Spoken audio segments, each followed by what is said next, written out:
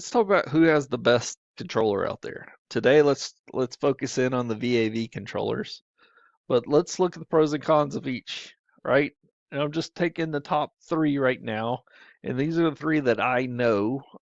Some I know better than others, but I've installed, touched, and handled all three of these controllers here.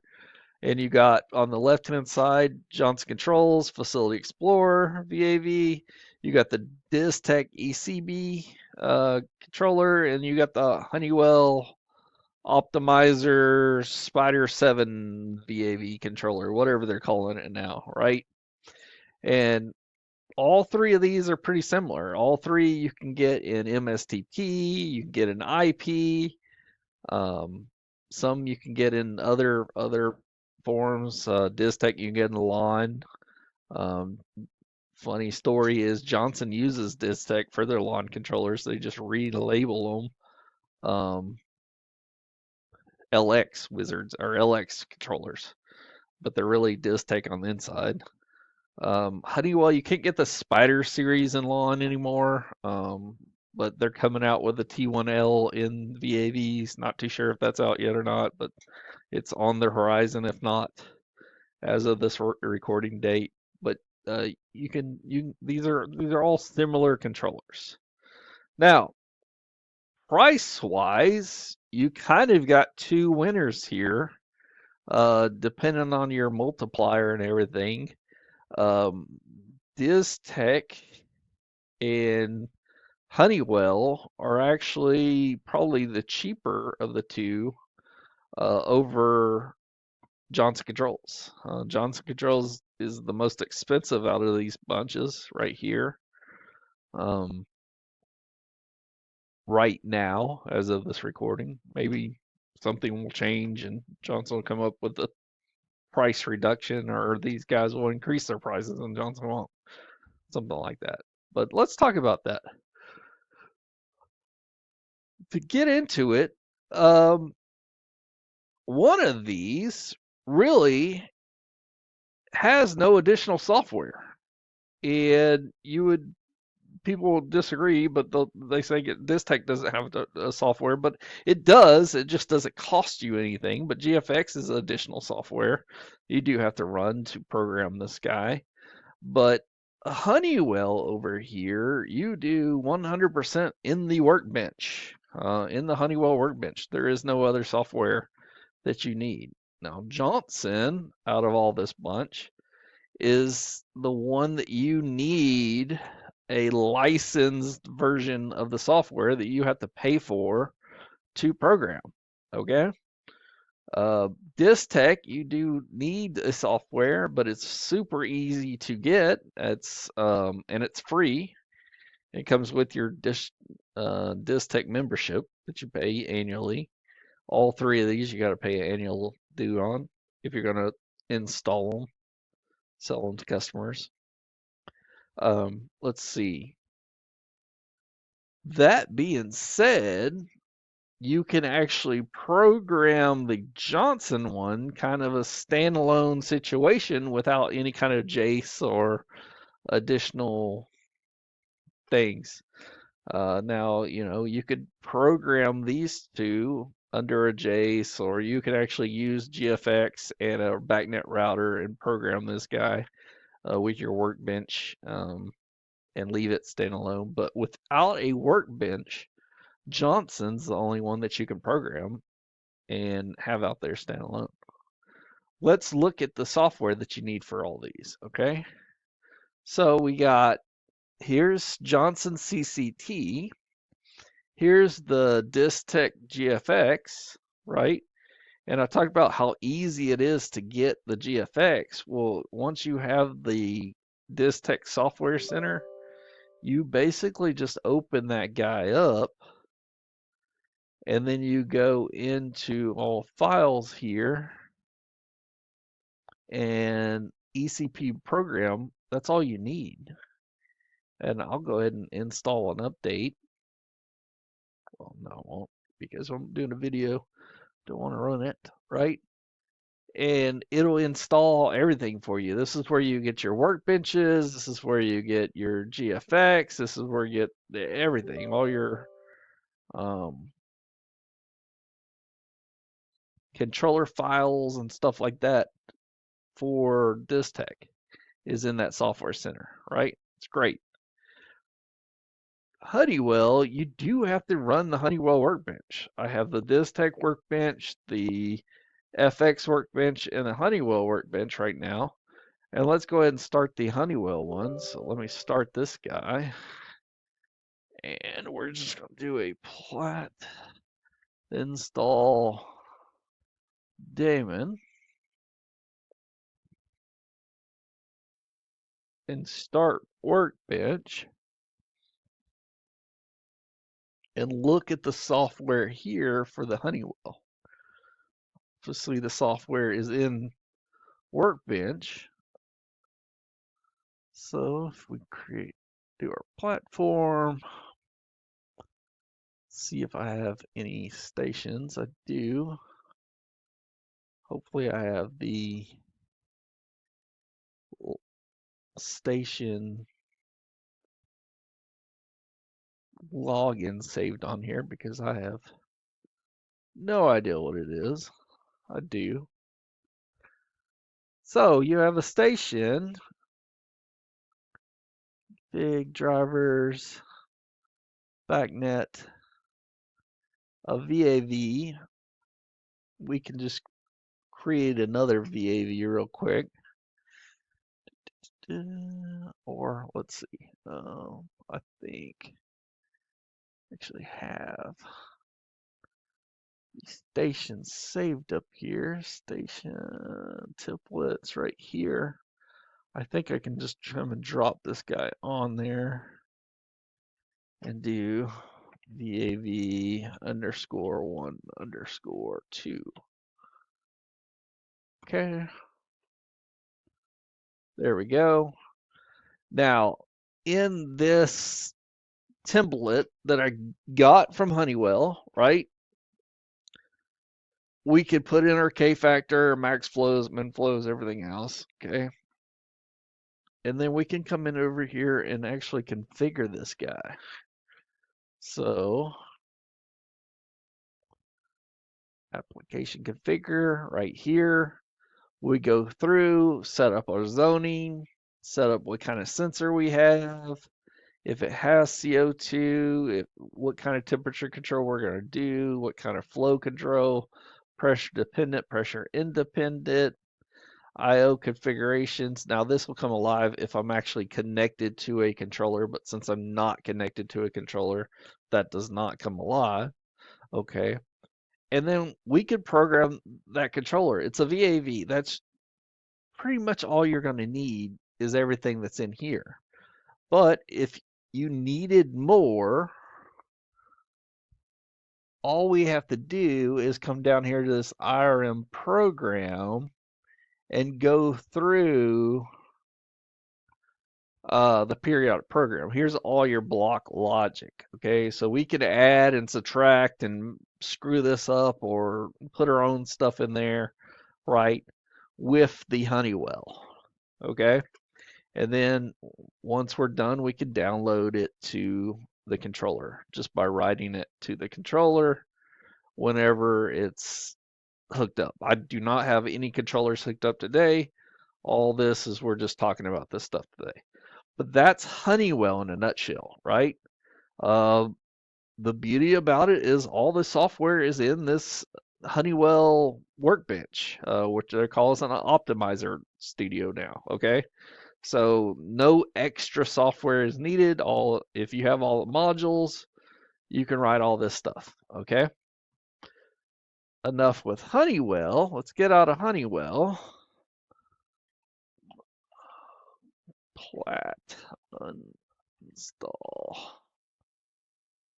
daemon. Okay. And then let's start up GFX. Now, GFX, we can run an emulation program over here. So I can open up GFX and run an emulator, which allows me to do some offline programming. And we'll just do the VAV, ECB VAV.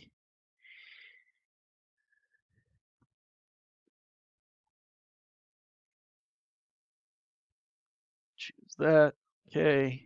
Now, same kind of thing here. We can take a template that's in our applications, .NET, VAV, preloaded, and this is our standard ECB application right here.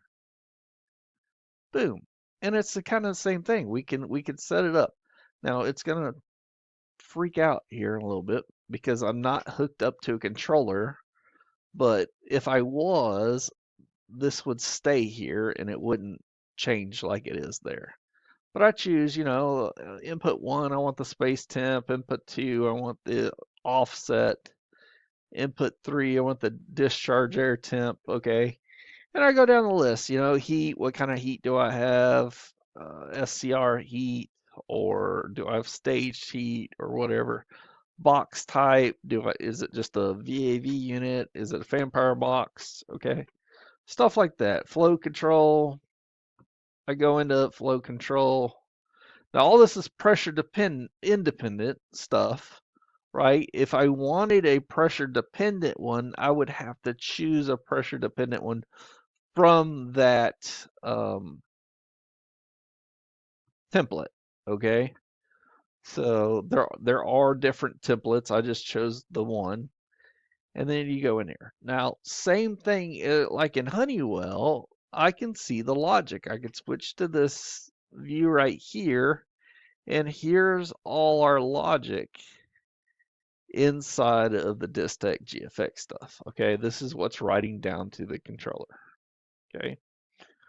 Downside about GFX is if I were to do a standalone unit, when I download this to that VAV out there, there's no way for the VAV doesn't compile the information in a way that I can upload that program. So if it was a standalone system and I had it on a job site and I was having problems and I sent someone out that didn't have the file, there's no way for them to upload that program and see what's going on. We'd have to save this file and hopefully put it in the cloud somewhere, put it on a disk, something like that. That way, when someone comes out there, we can pull this file back up and actually see what's going on inside the controller. Okay, so little drawback there, but this is all really easy to do, really easy to understand and make some custom programming out of it, right? Same thing with Honeywell. Okay. Easy to understand, easy to do that. So let's talk about Johnson. Close that. I'm not going to save anything today. Johnson, you do have to have this extra software that you do have to pay for on top of your workbench, right? Yes. I agree 100% with everybody here. If you're paying for a workbench, you should have the tools to download the information on the controllers, right? But unfortunately, Johnson separates it. This is a separate software than a workbench. You have to pay separately for this, okay? And then Johnson does everything differently. When we're talking about VAVs only, we do have to go and build a VAV. Now, we got very limited options here, single duct, dual duct, right? But we go in and we answer these little questions, and these questions will tell us what kind of box it's going to build for us, okay? So instead of having one template that you manipulate, you change some answers on, and it builds it for you, this you just answer these questions and it's going to build it for you. Okay? Da-da-da. Okay, next.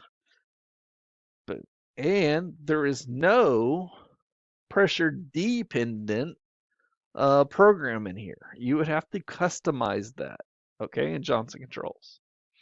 So here's all our programs, all built, ready to go. We get to tell it what I/O points we can go out on. That's another thing. Honeywell doesn't care. You can choose whatever input output you want stuff on. Distech does. If you're using that standard program, that template on there, for instance, your fan command's always going to be on output 4, DO4. Okay. Here, if we had a fan command, we can put it anywhere we wanted to on here. Does not matter. Okay. What else? The programming is a little bit more uh, complicated to get to and manipulate than the other two. It's not as open. You don't see those lines and everything. You actually, to see those lines, you actually have to come in here and view the logic inside to see those lines. Here's those lines. Here's what it does in control modes. Here's our PIDs and everything that's hooked up to. So it's not as easy to see what's going on inside of CCT here. Now, I'm a little bit biased. I worked for Johnson for a few years. I've done primarily Johnson. Now I'm getting more into the Distech world. Done some Honeywell and everything else, but I know my way around here where it's not as hard or as difficult for me to know where to go to tweak the logic or add custom logic, right? Now, someone starting out or that's been doing one of the other vendors for a while, it might be much harder to look at this and figure out what's going on. So downside is, yes, you have to pay for the CCT, but the upside is for like standalone purposes, man, we don't need a Jace, we don't need a workbench, we don't have to deal with any kind of Niagara if we're not going to deal with it. We can download this directly into the controller. If it's IP controller, we can go directly to it. We don't need any kind of gateway or anything like that. We can do a direct download here if it was an IP controller, but since it's an MSTP controller, we need some kind of backnet gateway to download this too. Johnson sells those now. It's a CWCVT tool. It's just another thing that you have to buy for Johnson, right? Where you don't have to buy that for those other two. You'll still have to communicate with them if you don't have a Jace on those other two. You're still going to need a backnet router. So that's kind of equal across the board. Johnson just makes their own backnet router that's wireless. Okay, um, but that's the meat and potatoes of everything. Johnson Controls, Distech, Honeywell. Which one do you like better? I'm sure if you've been doing one more than the others, that's probably the one that you're going to fall back on. I always fall back on Johnson. I probably know Johnson more than I know everything else. My second would be Distech, especially for the price. If you're paying a lot cheaper price to put in Distech right now than you are Johnson. And my third is Honeywell, only because I haven't done a lot of Honeywell. And I do get there's some quirks, and all three of these have quirks. Johnson have some quirks, especially when you're doing overrides and stuff like that. Johnson doesn't like overrides. Um, this tech has some quirks if you're just trying to use some I/O that's on the VAV and you're using that standard template. There's some problems there. Honeywell has some quirks. Downloading that file is so huge that if your trunk is not solid, you're gonna have some issues downloading those controllers. But which ones do you like? Let me know in the comments below. Thanks.